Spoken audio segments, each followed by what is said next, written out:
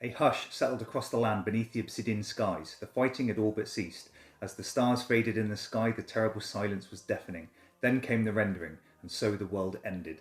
Veilwraith is the end of all things, and you are the remnant of what was. Trapped in a world drained of colour and haunted by spirits, both lost and corrupt, you, the Veilwraith, must play and combine memories, defeat threats, and collect keys in order to reach the portal and escape, whilst evading the watchful eye of the Archfiend. Encounter them and you lose the game.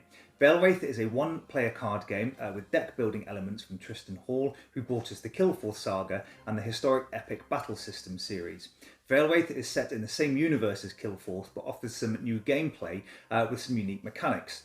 The game is played over a series of scenarios called vignettes that form a campaign. For this video, I was going to complete an unboxing. However, because the quality of the content is so good, I've decided to complete a setup where we can take a look at the cards in the game. Let us enter the Vanna. So the third video I ever did for Ninja Geek Games was a preview of Kickstarter games that included Veilwraith as a game you needed to keep your eye on. Well, I took my own advice and backed it, and so far happy that I did. The box art is pretty epic. And as with all other games from All or Nothing, you're going to be blown away by the quality of this artwork. This is the playmat for the game. It's not required, but it's a beautiful piece of work, and it's also huge as well. It's actually double-sided with different artwork on the other side. And other than that, the only difference is this side has labelled areas for all the cards. So the action power tokens go here with their basic side face up. These tokens are double-sided with the advanced version on the back. And beneath these are placed the action cards, basic side face up, and these are used to interact with threats you meet during the game. The basic side shows explore, fight and influence, whilst on the back of these they have hunt, assault and charm. If you've decided to play the easy mode, you can also start with one of the action tokens flipped to its advanced side. This here is the spirit dial that represents your health during the game. And during setup it's set to 20, and if you run out of spirit during the game you lose.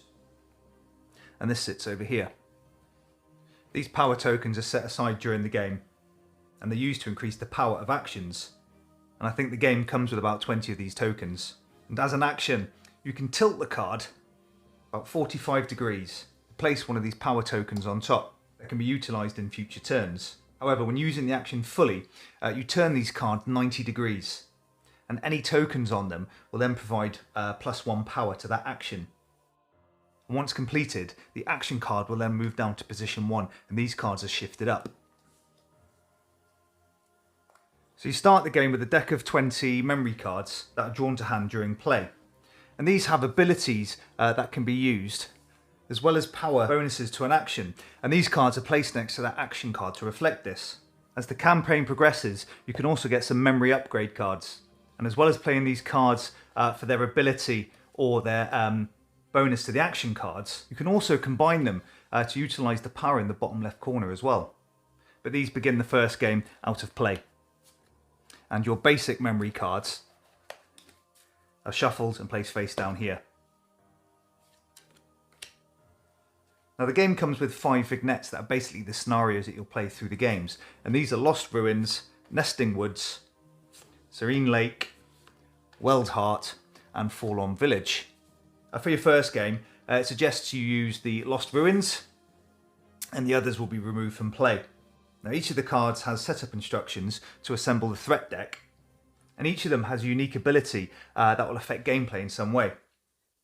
This here is the explore value, and this needs to be defeated in order to win the game.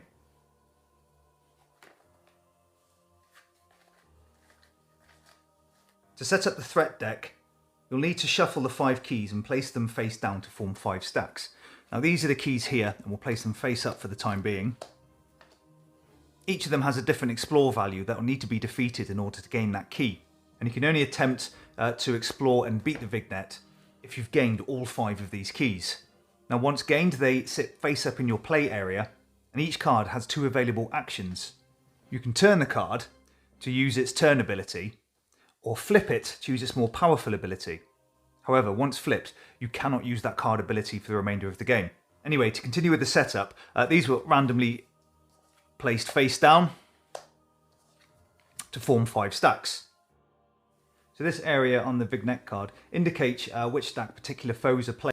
And for the Lost Ruins, it says Goblin King is placed in stack 4. So this is the Goblin King, and they'll be placed face down in stack 4.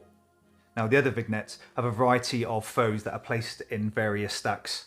So the threat deck for each scenario is wildly different. Now the threat deck will include keys, anima, deja, and foe cards. And the top area of each vignette will tell you how many cards of each particular type are used to make up the threat deck for that scenario. So for the Lost Ruins, we have 3 enforcers, 3 fighters, 3 goblins, 3 healers, 4 hobgoblins, 4 mystics, and 4 pariahs. Now these threat cards have special abilities that activate once in play, plus an area showing you how to defeat them, plus an area showing you how much spirit you lose in the spirit phase. Therefore, the more threats you have in the play area at the end of the round, the more spirit you'll lose. Now at times when creating this threat deck, what you'll notice is there's more cards of that particular type than are required in that scenario. For example, there are 4 enforcers and 4 fighter cards, but we only need 3 of them. In that case, what you'll do is you'll shuffle them, remove one of them from the game without looking, and place the remaining 3 in this pile. And what you'll notice is cards of the same type all have slightly different stats. So you're never really sure which ones you're going to be fighting. Now what you'll do with these is shuffle them,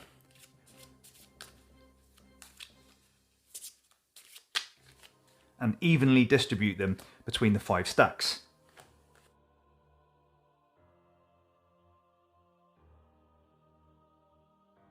Now what you'll notice for this scenario is that I have 4 cards remaining but 5 stacks, and each stack must have exactly the same number of cards. But if you remember, we put the Goblin King in stack 4, so we can put these cards in 1, 2, 3 and 5, and then each of the stacks has the exact same number of cards. And stack them, so stack 1 is at the top, stack 5 is at the bottom, and don't shuffle them once you've done that.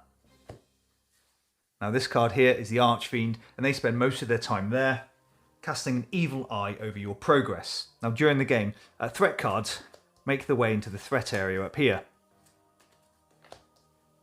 And once defeated, they'll go into the threat discard pile. Now the first time the threat deck runs out, you'll place the Archfiend into the discard pile and reshuffle the cards to make a new threat deck. From then on, if the Archfiend finds their way into the threat area, you'll lose the game. Now once you've collected all 5 keys and defeated all foes in the threat area, the portal comes into play, where you'll then need to refer to the vignettes or explore details on how to defeat it. Now this area here, indicated ability, is only really used if you have the Absolution expansion, because it comes with a token for each vignette, and it just sits here to remind you what the special ability is of that card. And that's the setup and the basic overview of the content of Veilwraith. That's the setup, and game proceeds over a series of rounds where threat is drawn, the Veilwraith gains a memory and takes a turn. In the spirit phase, you lose spirit from threats in play and then reset and prep for the next round. The game looks incredible, the art is amazing, and there are some really cool mechanics. Absolution is a small box expansion, but offers loads of content that includes 15 additional vignettes and 69 foe cards. The game offers this dark and disturbing atmosphere where I really like this colourless theme. For gameplay, having to shift the action cards after use is a nice mechanic, meaning its power is most likely weaker if you want to use it again next turn. As usual, Tristan Hall has produced another game which is nothing less than thematic and fully engaging. Now, if you like this video, please hit the subscribe button. This is Ninja Geek Games. Cheers.